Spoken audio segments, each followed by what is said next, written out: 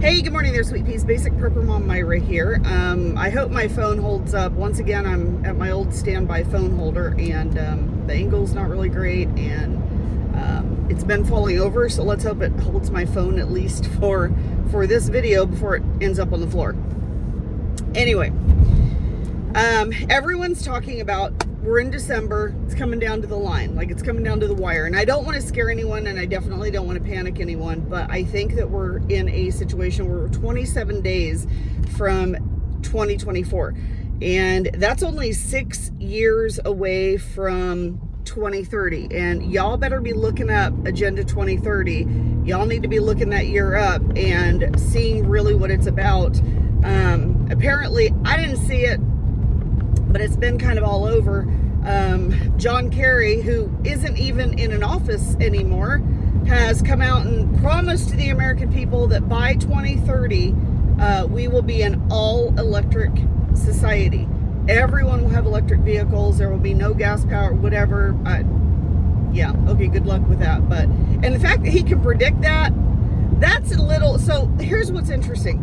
Yeah, he can come out and say that. Well, he's got to have a reason to say that. He's got to have backing behind it to make a claim like that, because that's a pretty ballsy claim to make if you don't have any knowledge or you don't have a basis for it. So the fact that he came out to the public and made that claim tells me that there is some basis behind that, that there is some knowledge behind that, that there's something going on that he knows about that is going to cause that to happen. So I'm just saying, keep that in the back of your mind. Because I ain't going to an electric vehicle. There's no way. No way. Not doing it. Can't do it. And that's the other thing. If he wants everyone to have an all-electric vehicle by 2030, how is he going to get people to pay for it?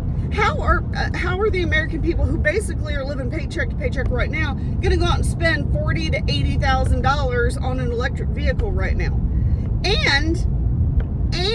So I was talking to someone. They had an electric vehicle. I won't even say the brand, the name. They had an electric vehicle and the battery went out on it. They took it into the shop, and the shop told them that in order to replace the battery, it was going to be $20,000. It was either $20,000 or $21,000 to replace that battery. And at that point, he said, "Nope, you can take it back. Take it back." So he did. He ended up having to trade it in, get rid of it basically, and get something else. Because, and I think he got a hybrid this time, I don't know, but that's the issue. How are you first going to get the American people to pay for the electric vehicle? Second, how are you going to get them to be able to maintain that vehicle and afford that vehicle? Why? Well, there's those 15-minute cities again. Because if you live in a 15-minute city, you don't need a vehicle at all. You can walk toward everything. You can walk to your healthcare provider, to the dentist, to the grocery store, to the movies, to restaurants. You can walk places. You don't need to go anywhere. And as far as work, we're going to push everybody to work remotely, or we're going to replace a whole lot of people with AI and call it a day, and we're good. But we want everybody in those 15-minute cities, because when that does happen, we don't want them to try to have to leave and think that they're going to go somewhere else to find jobs or whatever, right? This is something, it's nothing new. This is something that they've been working toward and that they've been working for many, many years. And if you look back, if you just stop and think, even if you're not a conservative, even if you're not a prepper, even if you're not anybody like that, if you just get out of your head for a minute, get all your thoughts, beliefs, whatever, out of your head, and just look at the facts and the progression that has been going on for the last, let's say it's been going on longer than this, but let's throw 10 years in there. Let's throw the last 10 years, right? If you look at this progression of what's going on, you're going to see that they are making very good progress. And I think they're actually steaming ahead more than, faster than usual. That's what I think. I think that they're looking at this going, holy crap, this is happening faster than any of us thought.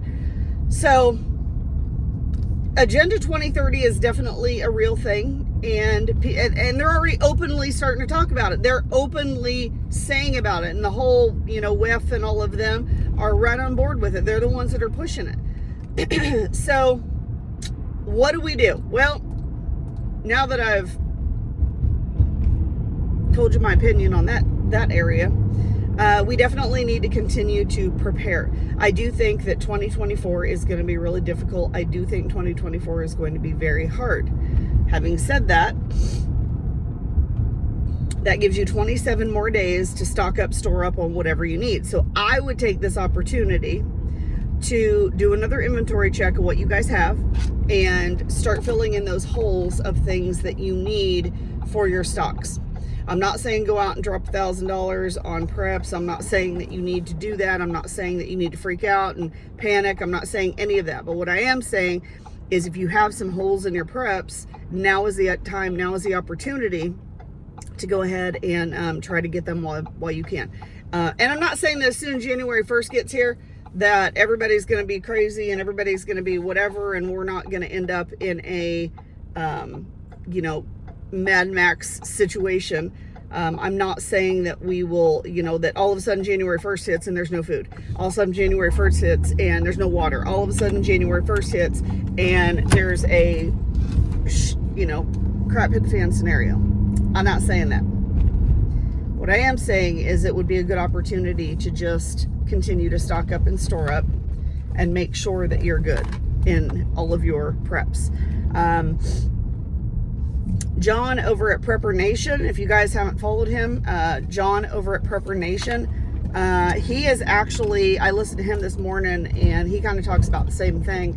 But he is going to, I think Saturday, I don't know if he's going to do a live on Saturday or post a video, but he's going to talk about things that you can prep and stock up and store up on that you can, most of them, get the dollar store to kind of get you started. So he's going to kind of put together a basic kind of list, and that'll be interesting to see what he's got on his list and versus what I have already or what I think that we still need. So take this opportunity to continue to stock up and store up. Please remember that January 1st is around the corner, and that doesn't mean that everything's going to stop, but we are heading into that election year, and I think we're going to see a lot more issues taking place. I think we're going to see a lot more panic. I think we're going to see a lot more violence. I think we're just going to see a lot. And let me tell you something. I wasn't watching because I don't watch the news, but